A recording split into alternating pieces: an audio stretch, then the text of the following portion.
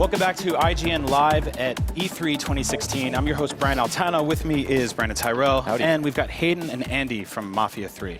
Thank you guys so much for coming. Before we get into the Mafia 3 gameplay, obviously last night there was a tremendous tragedy here in America. It's affected all of us, and it's absolutely horrible. And you guys actually prepared a brief statement. Yeah, thank you. So today obviously isn't a normal day, and we thought it was important that we acknowledge the terrible events that happened in Orlando last night. And also more than that, to express our condolences and our deep sorrow for the people of Orlando, and also for the LGBT community, which also happens to be my community. We thought long and hard about what to do today, and the conclusion that we came to was that we're here to represent the hard work and the dedication and the passion of a large group of people, and that it would have been wrong to allow the actions of one individual to undermine that. So with all that said, we're very proud to be here to show what we're showing today. Yeah, as Andy said, all our thoughts with everyone that has been affected by the tragedy in Orlando. I also want to just take a moment, though, to acknowledge that we are showing a game that is meant for a mature audience. And with that in mind, we understand there may be people that don't want to continue watching given the events of today, and that's totally okay. We totally understand that. But for those of you that are fans of Mafia and do want to know more about Mafia 3 and see some of the gameplay and hopefully see some of the hard work of the team, we hope you enjoy the next hour. And we're really happy to be here to again show all the hard work of the team. So now Mafia 3 is essentially a period piece. It's moving the needle to a place it's never really been seen before in this franchise. Can you tell us a little about that? Yeah, absolutely. So the game takes place in 1968 in our version of New Orleans, a city called New Bordeaux. And it was really important for us to capture not only the sense of place, because that is a huge part of the Mafia franchise, is this idea that the city's a main character and that it's a real sense of place, but also the sense of the time period. It's a very turbulent time in American history, and we really wanted to capture that in everything that we're doing, not just with the story and the main character, but also in the gameplay. Excellent. So let's take a look at the exclusive E3 trailer for Mafia 3.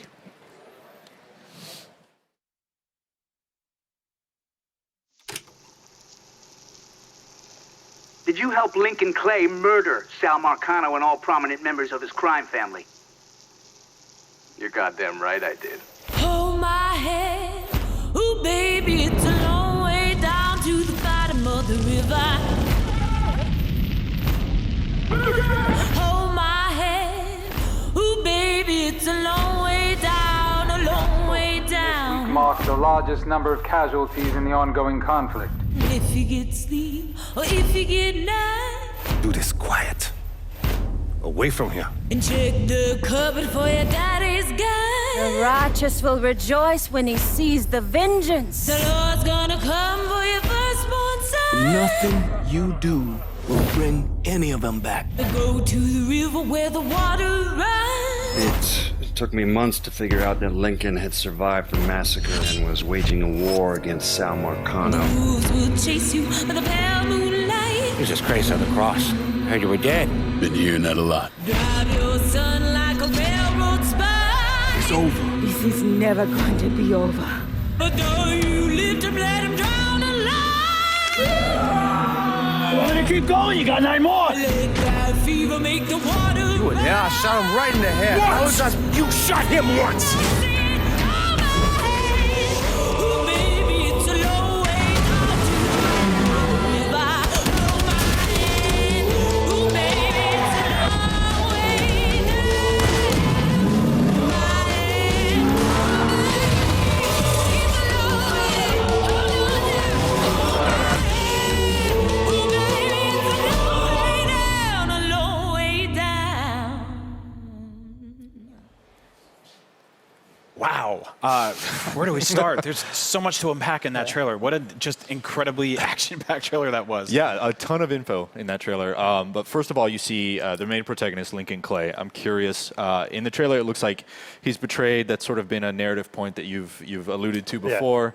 Yeah. But we see a lot more in there. Like, for example, there's some G-men talking about him, right? Like, there's this strange sort of government aspect to it. So can you bring us from the betrayal up until sort of how he becomes a central figure in New Bordeaux? Yeah, Sure. So just going even a little before that, so I think one of the most important things about Lincoln is that he's an orphan. So he grew up always looking for a place to belong. He lived in a kind of Catholic boys' home for a while, and then fell in with the black mob, and then went off to Vietnam, always kind of searching for this sense of family. And when he comes back, he gets betrayed by the Italian mob. He and the rest of the black mob get betrayed by the Italian mob, and that sets him kind of on this course of revenge against the mob.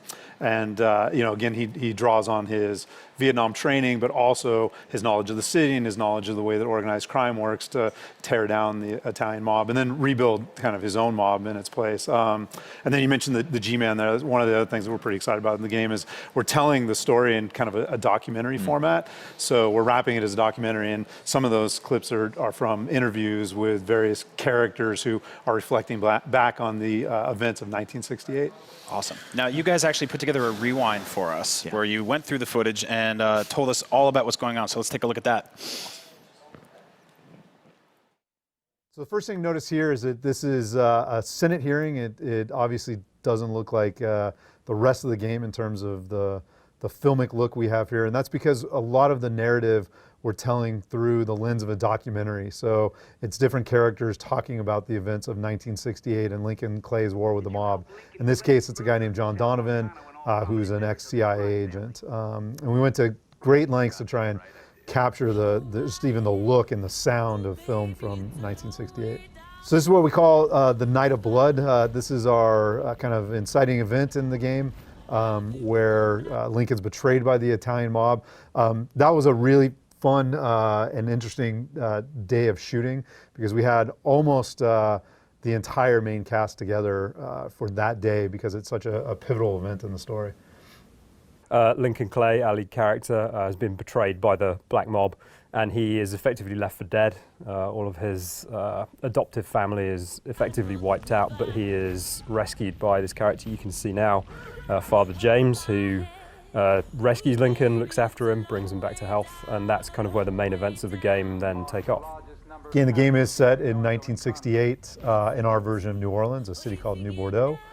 Lincoln's a Vietnam vet, which we all tried to cram right in there in that piece of the trailer. And specifically, 68 was a very turbulent year, so we've got a lot of major events, obviously, that happened during that year, which we try and reference in the game at various points, again, just to sort of set that sense of time and place.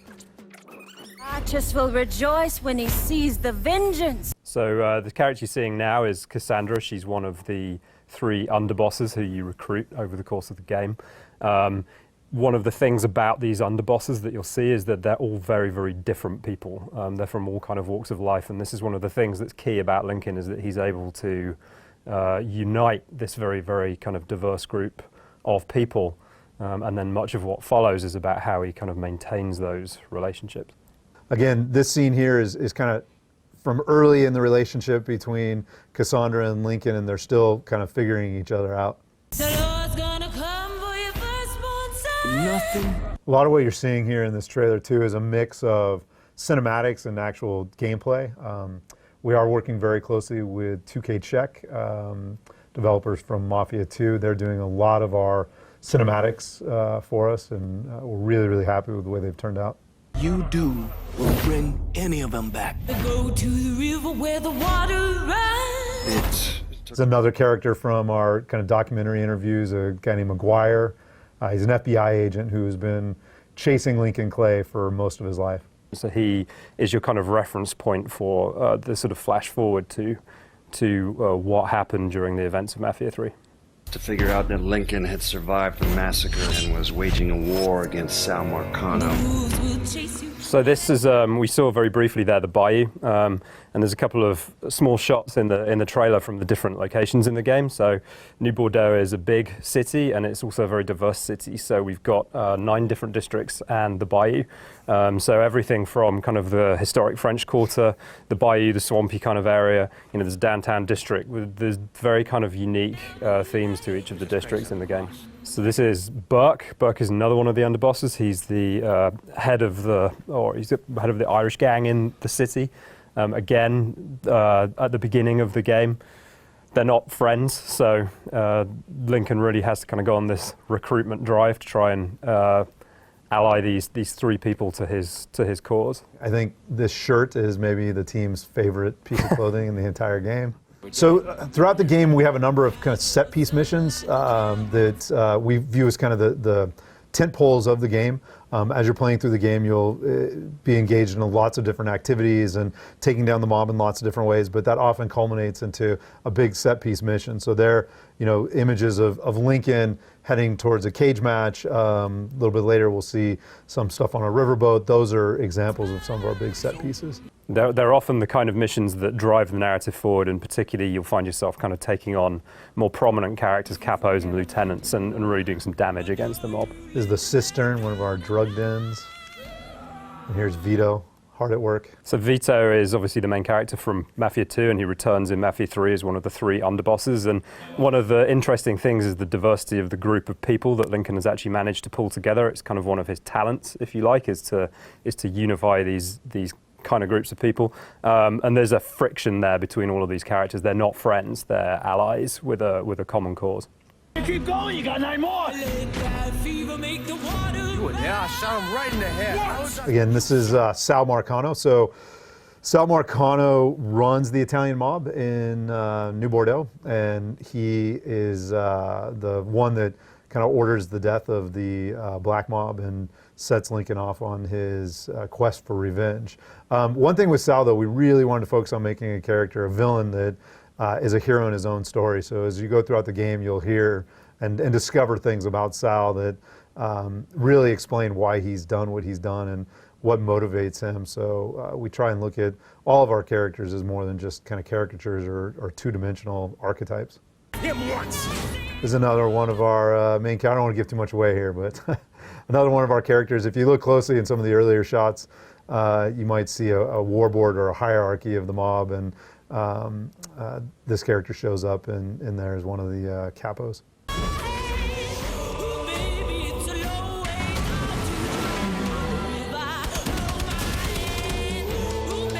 One of the things you'll see with our driving is we've stayed really true to the driving model for Mafia 2, but we've amped it up a little bit. We're really trying to capture the sense of kind of Hollywood action driving, making you feel like you're a stuntman driving in a Hollywood action film. And so the car has become a real centerpiece of the game. You use it, not just to get around, but also as a weapon and in a variety of missions. We also have boating in the game, which you saw a quick glimpse of there.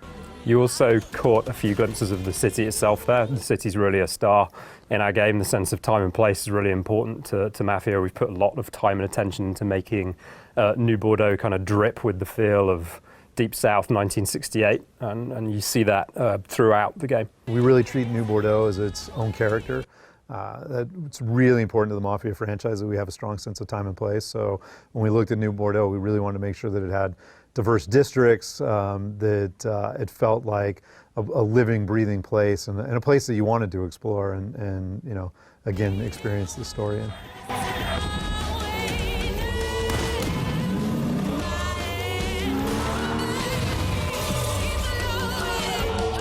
So there's a little glimpse at our riverboat. That's one of the other things that we're showing at E3 this year, is a mission that takes place on a riverboat, which again is a big set piece in the game. All right, there you have it. There's your look at the E3 trailer for Mafia 3.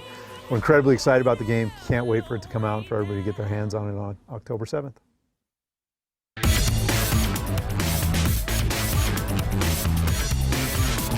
Aerial footage provided by Independence Day Resurgence, in theaters June 24th.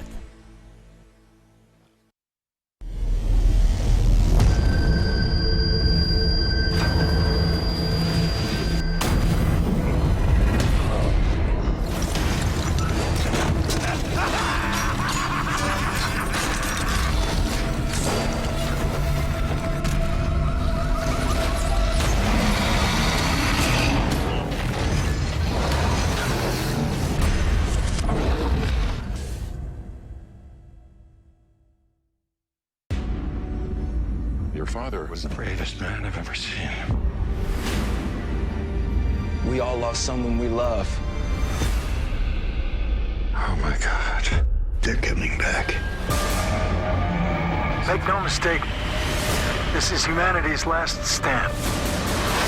We've got to remind them Earth is not for the taking. Independence Day Resurgence.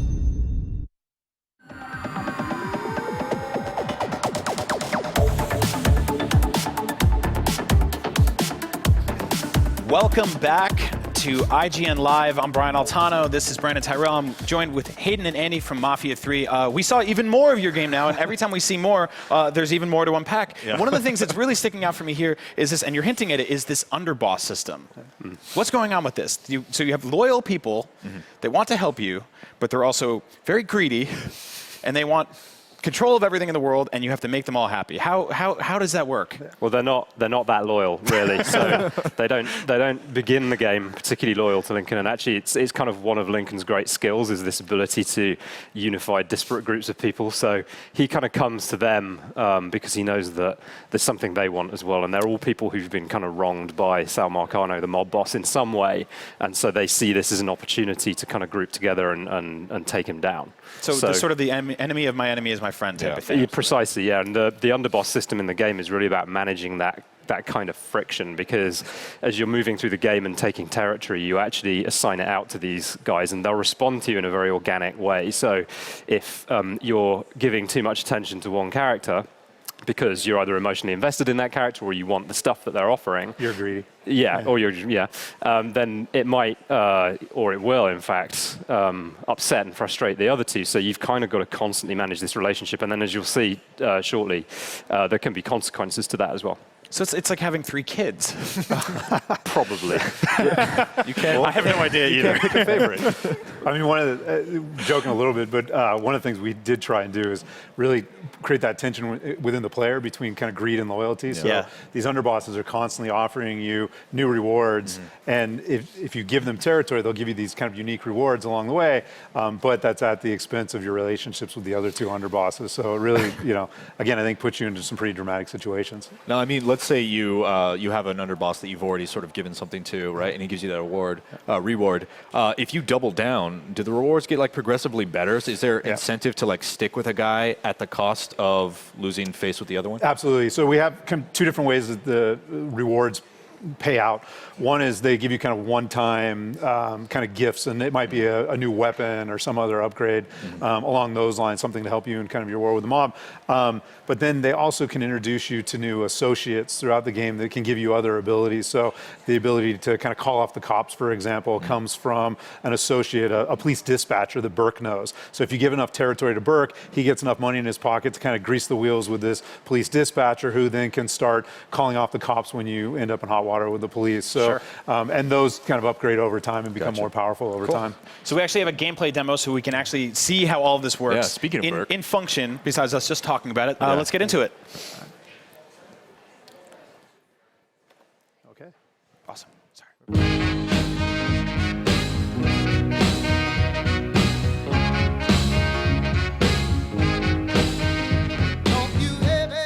New Bordeaux. A modern city with traditional Southern values. I underestimated how far he was going to go. What he was willing to do. Visit the historic French Ward and enjoy local cuisine at one of our 5-star restaurants. Killing them wasn't enough.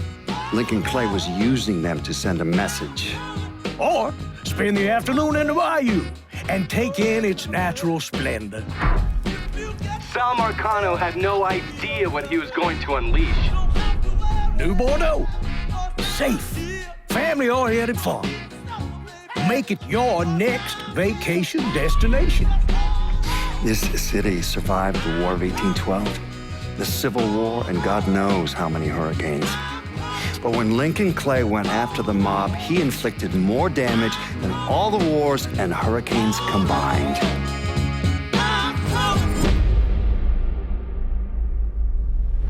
Hey everybody, if you're just joining us, I'm Hayden Blackman, the creative director and studio head at Hangar 13. And what you've just seen there is our introduction to Mafia 3, an open-world crime drama set in New Bordeaux, our version of New Orleans in 1968, one of the most tumultuous years in American history.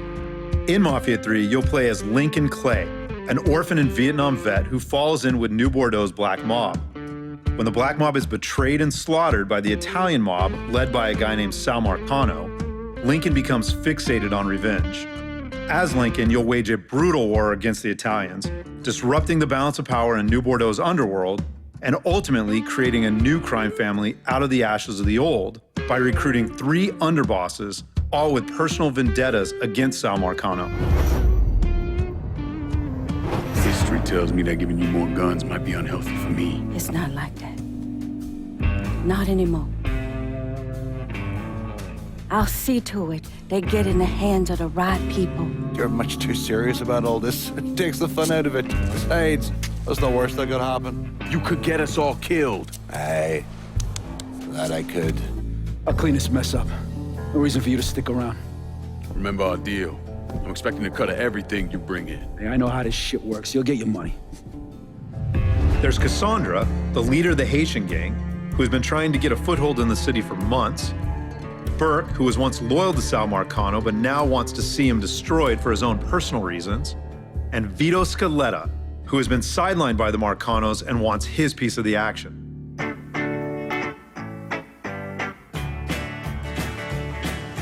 Today we're going to jump straight into the middle of Lincoln's war with the mob and his attempts to build and maintain his new criminal family.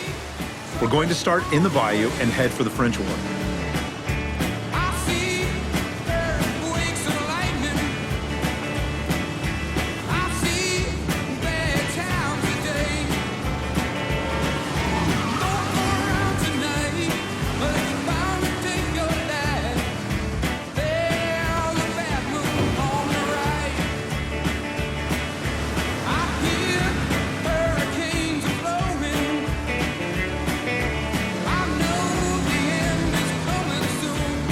In Mafia 3, we treat New Bordeaux as a main character. We've not only worked hard to capture a unique time and place, but also to ensure that everything the player does in the open world propels Lincoln forward in the narrative. We've also given the city its own diverse criminal ecologies, which play a huge role in Lincoln's quest to tear down the mob.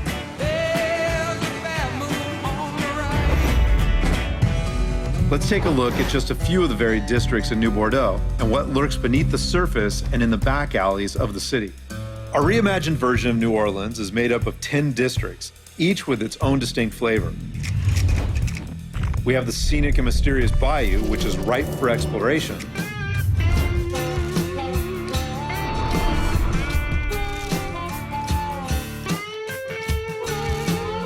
But is also where the Italian mob and their allies run guns and produce moonshine.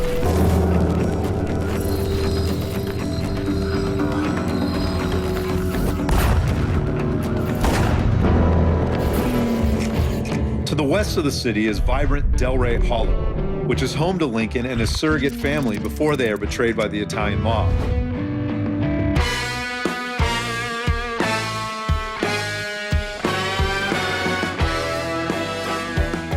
Eventually, the Hollow is taken over by the Dixie mob, who kick up to the Italians and use the neighborhood as the base of operations for heroin and sex rings. To the north of the city is majestic Frisco Fields with its manicured lawns and mansions.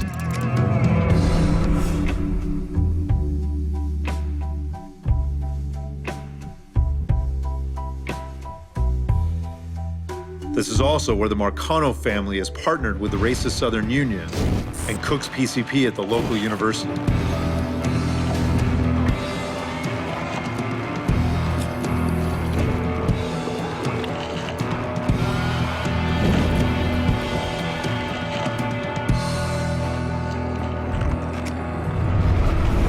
And of course, in the center of the city is the historic French Ward, a constant party run by Sal Marcano's brother, known around town as Uncle Lou. But it's Lou who deals smack and provides high-class call girls to wealthy VIPs throughout the iconic district.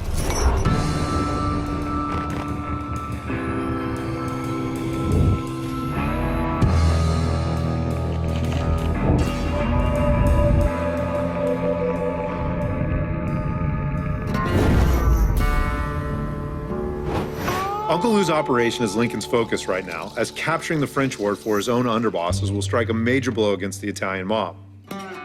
We can hurt Lou in many different ways, but here we've decided to go after one of Lou's pimps, Oscar Sabato, who provides Lou with thousands in cash every week. Before we go after Oscar and his crew, we'll want to resupply, and we can do this by calling in our weapons dealer, an associate who has been introduced to us by Cassandra. Once the mobile store arrives, we can pick out the gear that will best suit our playstyle. As with most of the encounters in Mafia 3, Oscar and his crew can be taken on in many different ways. We can go in guns blazing, we can take a stealthier approach, we can even call in reinforcements. It's really all up to the player. But in this playthrough, we've decided to use my favorite approach, which is going in a little quiet to kill Oscar and then fighting our way out.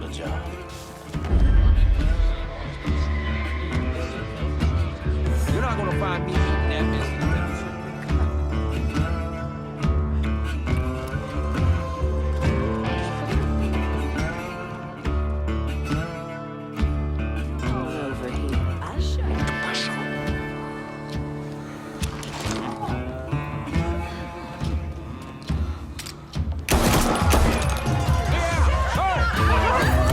All right, so we've killed Oscar Sabato, which is a major blow to Lou's cash flow, and will eventually put him into hot water with his brother Sal. But now we need to get the hell out of here. You see that fucker?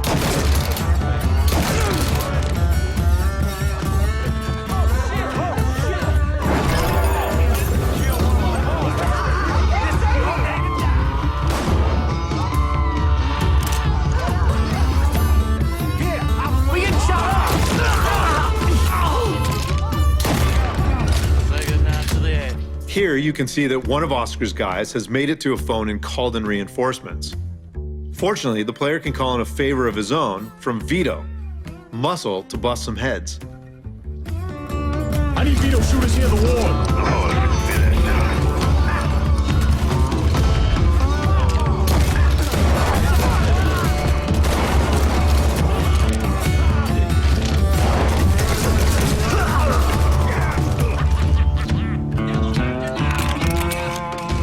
Now that we've killed Oscar Sabato, we've cut Lou's earn by more than $10,000, bringing us one step closer to him. We want to keep hitting him where it hurts, but there are many different ways that we can do this. We can destroy Uncle Lou's drug boats, we can interrogate his pimps and dealers, we can rob his bagmen, we can even take over his drug den and brothel. Killing Oscar Sabato is only one of many ways to cut into Lou's action.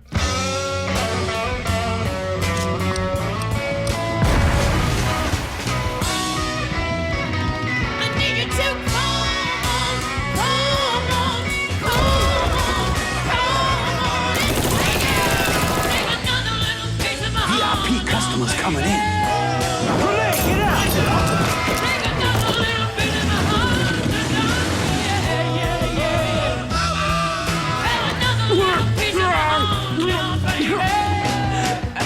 Fucking freak. Once Lincoln throttles Lou's ability to kick up to Sal, Lou trips up.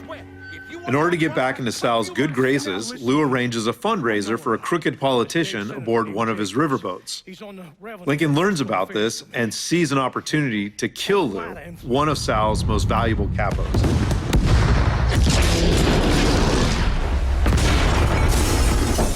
What the fuck?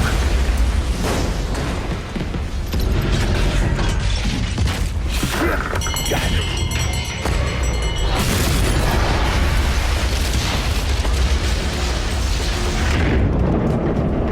Hit something. Ain't nothing for you to worry about. Let's get you upstairs. You all fan out. Watch the rest of the boat. This sure shit wasn't an accident.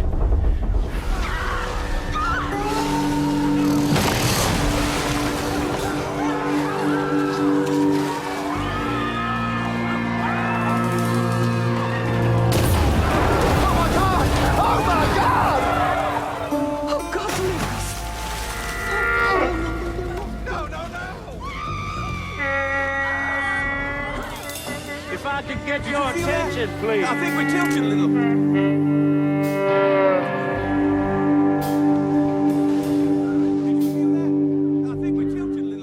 Let us off this goddamn boat!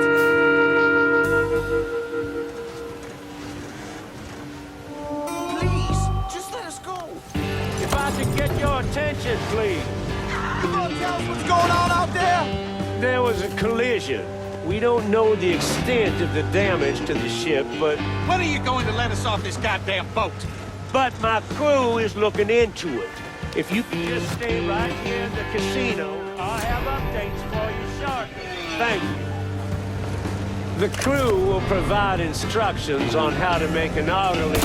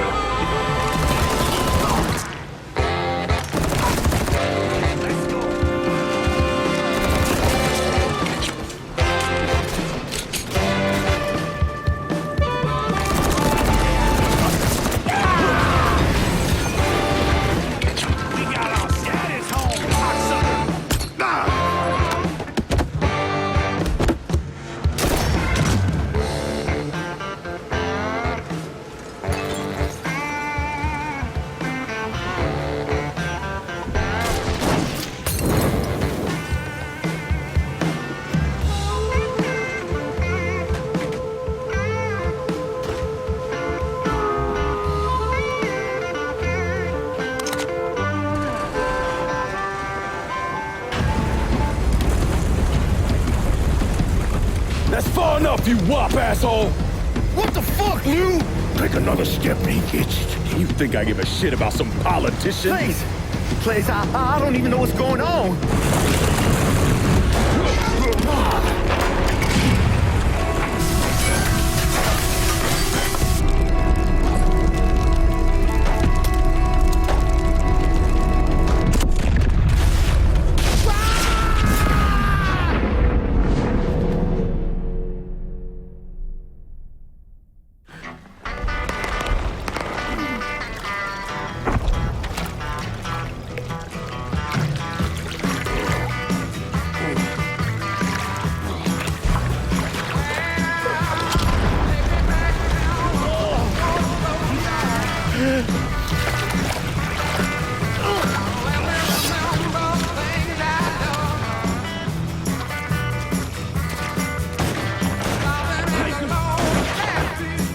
out there, son.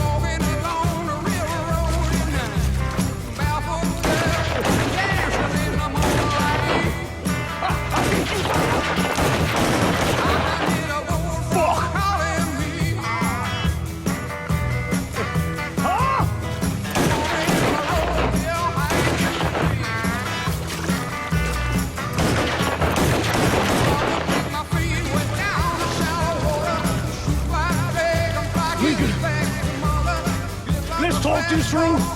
Just the two of us.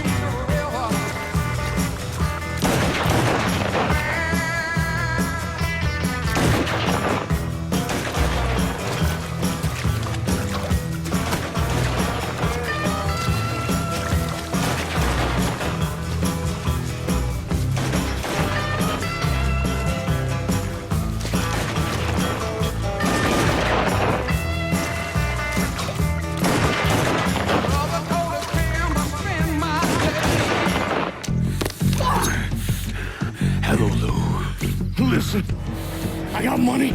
You can have it. All of it. Just don't kill me. I don't want your money. I want you to send a message to your brother. Yeah. Anything. Oh, just say it. Just say it.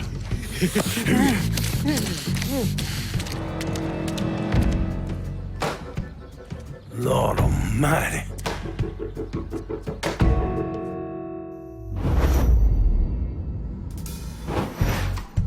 With Lou dead, the French ward is ours. And every time we take over a district in the game, Lincoln calls a sit-down to hand that district over to one of his underbosses to run the day-to-day.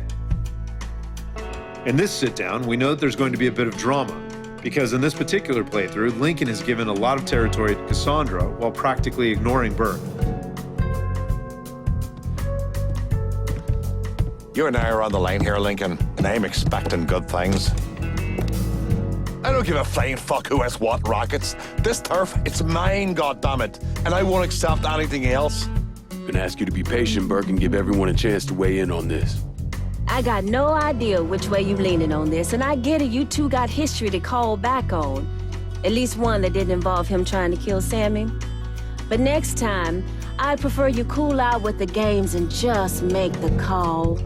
Sorry Burke's all riled up. I know that's a fucking pain in the ass, but splitting this district up like you did just makes things worse. You gotta make a hard call here. And I hope it goes my way. Do right by me or there'll be hell to pay, Chalky. Trust ain't something that comes easy to me, kid. But I wish it did. You give this to me, Mark Connor's gonna shit himself. We talk about making money, but what it comes down to is respect. I hope we can get things back on track, Burke, but we're not gonna do it with this part of the city. Vito's gonna call the shots there. What a sad, miserable fool I am for ever believing in you. But there will be no more of my foolishness. The next time I see your black hide, it will be at the end of my goddamn gun. You and Burke have history. People between you. But you gotta forget all that and deal with this. Quickly. The Mick is gonna be a problem. Until he ain't. Understand? If Burke can't fall in line, ride things out when they don't go his way, then he's not the partner we need. I'll deal with him.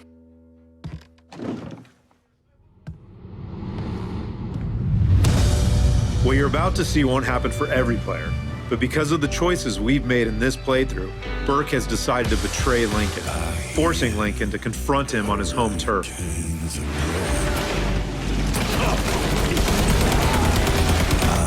Let's keep looking like I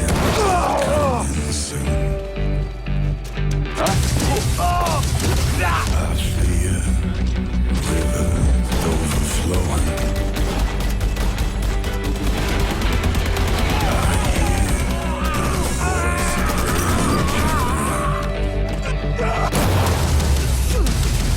Don't go around tonight.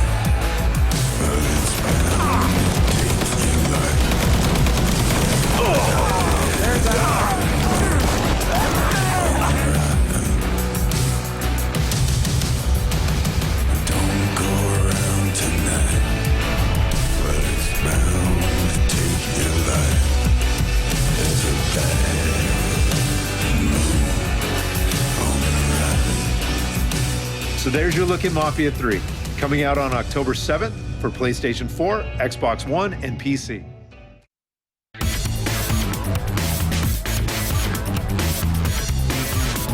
Aerial footage provided by Independence Day Resurgence. In theaters June 24th.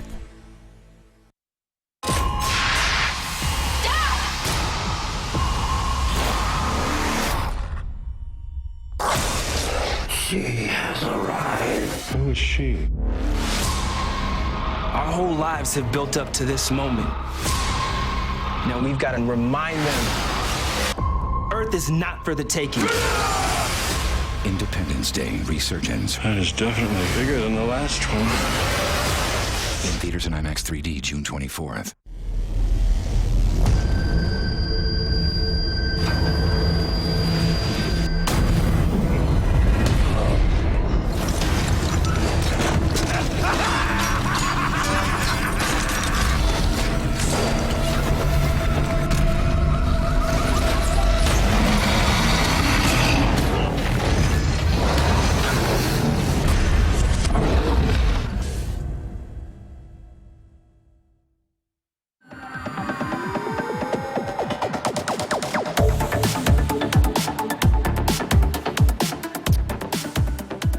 Welcome back to IGN Live at E3 2016, the biggest E3 in the history of E3s. Hopefully, we're calling it early. We've been talking about Mafia 3 for a while now. It's a beautifully realized open world game. Some of the coolest character design I've ever seen. Some of the best music I've ever heard in a video game. So many questions. I'm only going to ask you one right off the bat. Alligators. Can we talk about them? Sure. What do you want to know? I They're in the game. I think that we can all agree the hot button question right now is, can I be eaten by an alligator? You can be eaten by an alligator if you're not careful. Yeah. Of You all can the feed them problems, as well. of all the problems to deal with in this game. Yeah. There's also that. There's a lot going on, but just to, the icing on the crime cake is the fact the alligators. is the fact there are alligators that will eat you. Yeah, we've got mob bosses, underbosses, racial tension, wars, prostitution, drugs, and then alligators. That's right. So you can fall into the water and die. That's the thing you can do. If the alligators get you. Yeah. Again, Lincoln's a trained Vietnam vet, so he can swim. He's a pretty strong swimmer, but Can't outswim an alligator. Can't outswim an alligator. They don't train for that. Yeah, that's right. I mean, that demo was. Where do you even want to start? Yeah, I mean, so let's talk about the music real quick, because I think it's kind of amazing.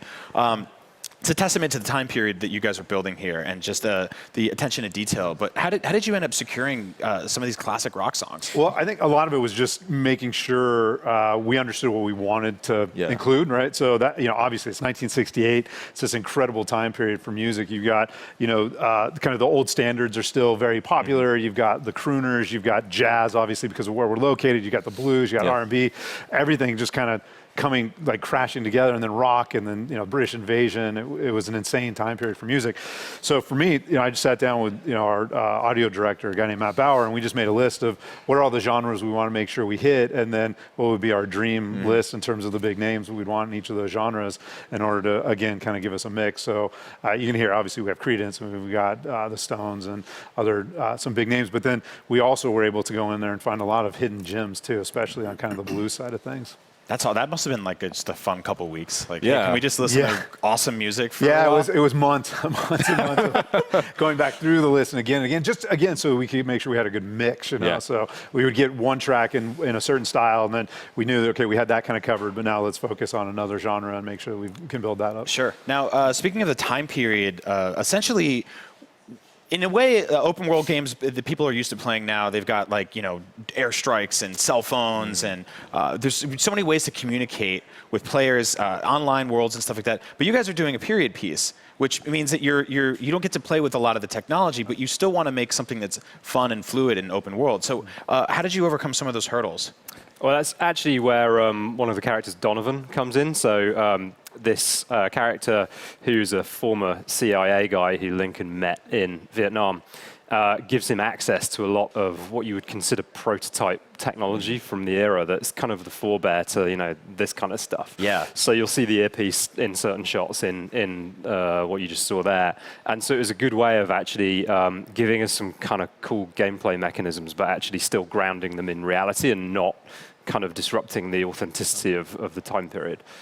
And one of my favorite things in the game is, we don't have cell phones, right? So when somebody sees you commit a crime, they want to call the cops, they have to run for a payphone, right? Or they have to run to cops. So it allows you to kind of manage the situation. Snitching ain't easy. Yeah. Right. So. Well, it also works with you saw the sentry character in there as well. So, if you're in a kind of like a backyard like you just saw and you alert them and there's one of those sentry characters there, they can run and call in reinforcements, which is what happened there. Yeah, so I kind of wanted to pivot into that. We saw in the demo that Lincoln was approaching that sort of seedy motel, hopped a fence, snuck around, and then the sentry, when after he made a noise, the sentry essentially called in reinforcements. And it seems like Mafia 3 being an open world game, you still have those scripted moments, right, approaching each mission. So can you speak a little bit about how you sort of set up a mission to be tackled from different, different vantage points or different perspectives? Yeah, so I mean, an encounter like the one in the demo there, the Oscar Sabato encounter where you're taking out one of Lou's pimps, it really is meant to be approached kind of any way you want. So we tried to look at it from a physical standpoint, first of all, and say, are there multiple entrances, multiple approaches? There's a big alley you can drive your car through. There's a kind of a stealthy approach. There's a more direct approach. But then we also wanted to give the player a number of different tools that they could use regardless. So whether that's different types of weapons or a distraction device that Lincoln rigs up with the help of Cassandra, who's one of your other lieutenants, or one of your other underbosses. So again, we're trying to give you enough tools that no matter which entry you kind of choose, you can still mix it up a little bit. But then we also look at, the big set piece missions as being more, kind of narrative driven and like the river casino. Exactly, like the riverboat. And those are really focused on how do we deliver kind of this big narrative beat. But even there, a lot of times we allow for multiple approaches, multiple play styles, because we want to, carry that throughout the entire game. That's awesome. I think that inspires a lot of replayability and options and play styles that make it so, because I actually like playing a game stealth until I'm caught, right? And then all the laws get thrown out. And it's just like, just a tornado of But I do fury. like the idea, exactly. But I do like the idea of like the mission we saw earlier of just like you could just drive in through the front door with a car, and everyone's like, what the? And then you just have to handle it. Like that's really cool. Well, it's where the services come in as well. So just having those extra tools, like being able to call in muscle, being able to call in the weapons dealer to kind of tool up before you go in. Like all of those different things give you a different kind of tactical depth to each of those small encounters and also to the bigger missions as well. Awesome. Well, all right, we're going to check out a commercial real quick, and then we will be right back with more Mafia 3.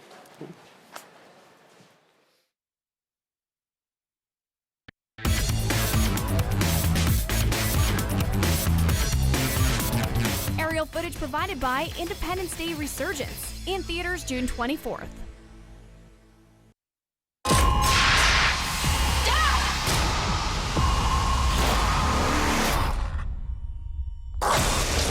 She has arrived. Who is she? Our whole lives have built up to this moment. Now we've got to remind them Earth is not for the taking. Independence Day Resurgence. That is definitely bigger than the last one. In theaters and IMAX 3D June 24th.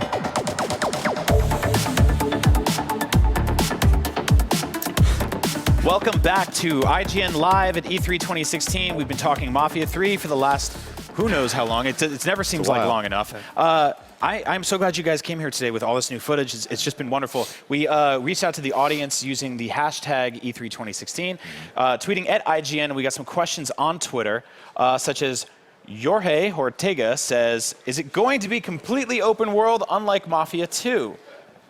So one of the things I did when I first started working on this was sit down and look at what were the strengths of Mafia and Mafia 1, Mafia 2, and then obviously what are the things that we wanted to improve upon. And we knew that we wanted to still have a really strong narrative. We wanted to have a city that felt like a real character and kept that sense of time and place. But we also wanted to give you more to do in the open world, right? So the short answer is yes, we're making it more open world than Mafia 2. But within that, we're really trying to make sure everything you do as a player is focused on kind of propelling Lincoln forward in that narrative, his war against the mob, or building up his own family. So it's everything you do in the world almost ties into tearing down the mob or building up. It was cool to see the sort of map pull up and see the different locations, and just realize how much time I'm going to spend exploring this game. Yeah. And I don't know how you play, but I get very distracted running around. Like, I gotta go do that thing over there. I gotta do that thing over there. Yeah. I saw the picture of the bayou when you pulled out, and I saw all these different little icons on it. I was like, well, I live in a swamp now. I'm gonna be there for a long time.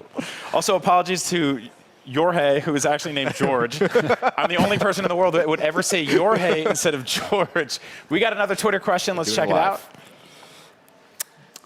This one is from Chris Hunter, a name that I will not screw up. He says, do you think the stealth element would work in Mafia 3 game? Well, I hope so. We saw a stealth element of him going through the casino boat, so it seems like it works. Yeah, it does. I mean, we've layered in certain stealth mechanisms, like you're crouched, you're not as audible to the enemies. We've got little stealth toys in there, like this sort of little rigged voodoo doll that makes a noise when you throw it, and like a distractionary tool. So the sneaking and the stealth is very, very important. And again, it's more about, rather than being prescriptive about this is a stealth bit and this is an action bit, it's more about how you want to play. So we've kind of gone through the game many passes to ensure that it works for both approaches. Now, in terms of hiding the bodies, can you hide one in an alligator? You can hide one in an alligator. Yes! Just throw them over the ledge. It's incredibly effective, actually. You'd be surprised how many alligators there are. I'm really excited for the alligators. All right, we're gonna do another Twitter question. Let's check it out. Whenever you guys are ready, here we go. It is from Adam Munich, and he says, do you think it would be a good idea to play Mafia 3 without playing 1 and 2? That's always a good question for sequels, especially for a franchise that's been running this long. Can people just jump into this game? Oh, absolutely. I mean, again, we have a brand new story. It's set in a different time period. We have a brand new protagonist in Lincoln Clay. I think that if you played Mafia 2 in particular, there'll definitely be things that touchstones back to that. We're set in the same universe. Vito Scaletta, who was the main character in Mafia 2, is back in Mafia 3, but we explore and kind of reveal what happened to him in the time period between that 2 and 3. So if you haven't played Mafia 2, you absolutely won't come in confused, because we kind of lay everything out. But you may find a little bit more little nod for fans. Nod to fans with if you played 2. So that's good. I think it's helpful to people to be like, wait, how many hours of homework do I have before I jump into there's this? 0 hours of homework. Although it's easy homework, it is video games. Let's do another Twitter question. This one is from Edgar Longsiab Jr. Nice. Yes, I think I nailed that one. He says, in addition to taking over rival territories, what else can we expect for organized crime aspects in the game? Well, I mean, there's the whole concept of managing this crime family and building a crime family of your own with the underbosses. And we obviously round those characters out as well with a lot of extra narrative. So there's things you can do in the extended world we call agenda missions, where you can kind of actually go and find out a bit more about the backgrounds of those characters and find other ways to keep them sweet. Obviously, in all of the individual rackets in the district, they're kind of themed around lots of different types of mob activities. So, we alluded to a whole bunch of things that you saw in the demo just there, and it's very different per district as well. So we've been quite careful to make sure that each district has a fairly unique flavor in terms of the sorts of activities that take place there. Really? Yeah. So, for example, the French ward activities would differ from the Bayou. Yeah. So the Bayou, you're doing things like taking out boats and doing contraband pickups and things like this, and a lot of sort of under cover of darkness stuff. Oh, okay. The French ward is much more based around kind of prostitution, and there is a drugs racket there as well. The downtown. The downtown district, for example, is all based around this big construction racket. Oh, okay. So it's kind of big money and government and sort of backroom deals and things and that kind of stuff. So it's a sort of uniquely different flavor depending on which district you're in. And where you are, that's so cool. I especially can't wait to explore the Bayou. That just sounds like a kind of laid back and also still very terrifying. Yeah. Just kind of afternoon to hang out in that game. Play some CCR and drive by some alligators. Yeah. I mean, it's a really good palate cleanser, right? If you're, you're up in the other parts of the city doing, again, killing enforcers or pimps or, trying to tear down the mob, and then you decide to go do a weed run for Cassandra, and it's very chill. And like you said, you're listening to music and just cruising around in your fan boat going through. It looks great as well. Like at night in the rain with a big torrential storm coming in and all the trees flapping around. It's really, we say we try to capture that sense of time and place and atmosphere, and that's so important to this franchise. And that's one location where I think it really comes across very strongly. Awesome, guys. Well, thank you so much. When can people play Mafia 3 and what platforms? October 7th on PS4, PlayStation 4, Xbox One, and PC. Awesome. Well, thank you guys so much. Mafia 3, it's happening. We're going to be playing it soon. You'll be playing it in October. And for all video games, you're already in the right place. IGN streaming all week long right here at E3 2016. Thanks, guys. Thank you.